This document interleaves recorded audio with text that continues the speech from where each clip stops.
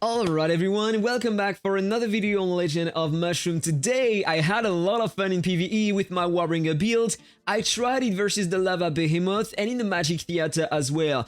I was like, hey, my Warbringer build is very optimized and I deal a crazy amount of damage versus Martial Sages, so what about PvE? So I decided to change just a few things on my build so I have more boss damage. Let me show you the damage I have. Then I will show you the build of my character and I will compare the damage with my Plume Monarch right at the end. So stay until the end, guys. You might be impressed. Let's go in the Blazing Cave.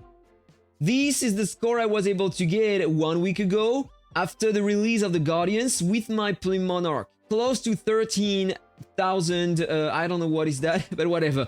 13,000, let's say that. So now I am on my Warbringer build. Let's see the damage I can release. So for now it is not very high, right? But over time I'm getting more damage, more efficiency, and it is getting better, of course. Look at how much damage I can release with the slash of the Pixel Sword. It was a bit more than 1,000, which is pretty nice, right? Alright, so now I'm starting to get more damage, but you can see that the damage are coming like that. Like 1 salve of damage every second, and this is the rhythm of attack of the boss, alright? And look at the score here. 8k damage. I was so close to the score I had with the Plume Monarch. That is insane, absolutely insane. But the difference is that that build is optimized as hell. If I show you my enchants, just the enchants, you will understand what I'm talking about. The global counter here, 153%. Basically, I have a 24% global counter minimum on each rune, from 24% to 27%. If I show you the one that I'm using on buses, this is the global combo it's giving to me. So imagine if I had the same amount of global combo with the Plume Monarch, it would be way above. But I said in my previous video that I wanted to focus on a Beastmaster class, so I won't work on that build soon, alright? But I just wanted to show that to you because it is impressive, right? And imagine, because with that build, I had to build that soul here, giving to me some combo damage just to have some buzz damage. With the Plume Monarch, you don't care about having some counter, right? So you can invest more points into these main souls here for your damage.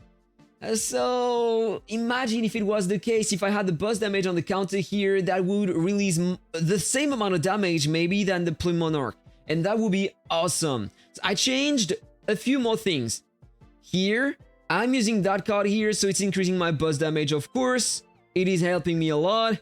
I'm using that spore here, it is maxed out, so I'm not using the red spore as I am doing versus the Martial Sages in PvP. These are the relics I'm using. If I jump on my pals, I am using these two to increase my boss damage, of course, and this one to increase my to decrease the crit resistance of the boss. These are the skills I use here. Alright. What next? The items I use, they are important as well. So if I show you, if I scroll down, these are the items I'm using with that build. And by the way, if you don't have, the artifact, you have a bit less efficiency. If you are using another artifact, you have almost the same efficiency. I'm just going to show you. You have almost the same efficiency when you are using that staff here or the Beast Robo here. And just a bit less if you are using this rifle here. So if you have them, use them. I don't know about the others because I don't have them, so I can't tell you. The crocodile mount is, of course, the best mount. If you don't have it, it is gonna be a bit harder. Maybe use this one to increase your counter damage, or this one might help.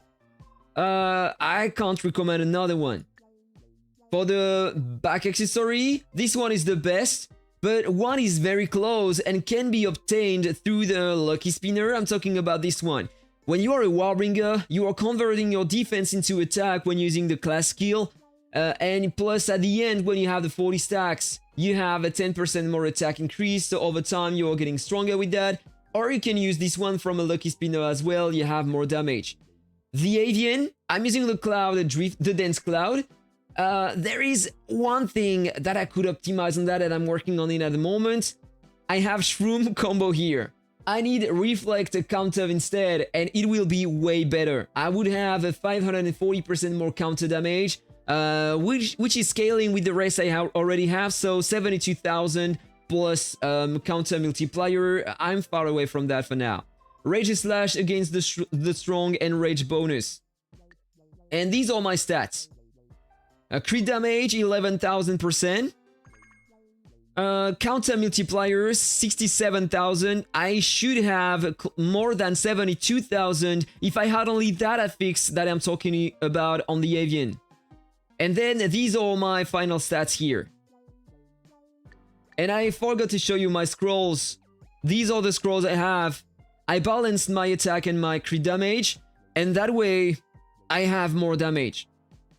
So now it is time to switch my class and go to the Plume Monarch and retry that to see if there is a big difference or not. I'm gonna reuse exactly almost the same build, alright? But with the Plume Monarch. I mean the same pals and stuff like that. And the same Guardian. Just curious about it. So this is the build, the same build here. I need to change my souls. I don't need to use this one here. So I'm resetting it.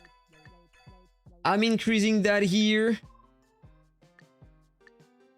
Yeah, you know what? I'm just gonna put everything into that soul, so it's gonna be easier for me to reset that later. So this is the build I have here. Same Avian. I need to switch my build there as well. Use the boss build. And I need to switch two things here. Skills, instead of using these two things that I was using to push the other content in PvE, I need to use that to increase my damage. And that as well. So this is what I am generally using.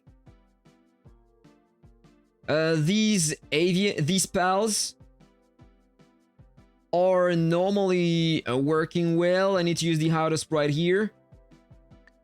And normally now, the build is almost the same.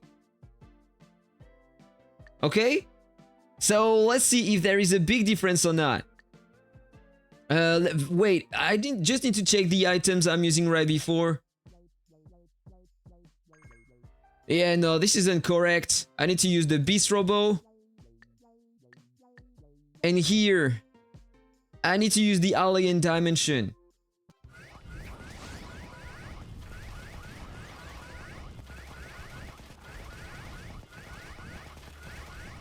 Already 1,000. 2,000. But it's gonna get way higher later during the battle. 4,000 already. 5k. 6k. 7. 8k already beats the score I had with the Warbringer.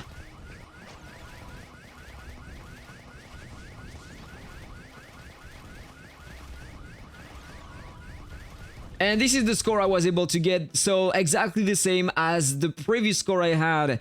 It is working pretty well, in fact, for a Warbringer build. But as I said, it is optimized. I just can't add anything more or almost anything more to that build. Whereas with the Archer build, I can still work on that because, as I told you, I have only 48% global combo and I could have 100% more. And in that case, that would be insanely strong. I would love to work on that, but I'm gonna work on the Beastmaster first. Have a nice day, guys. That was Akhtar. Take care. See you on the next one. Bye-bye.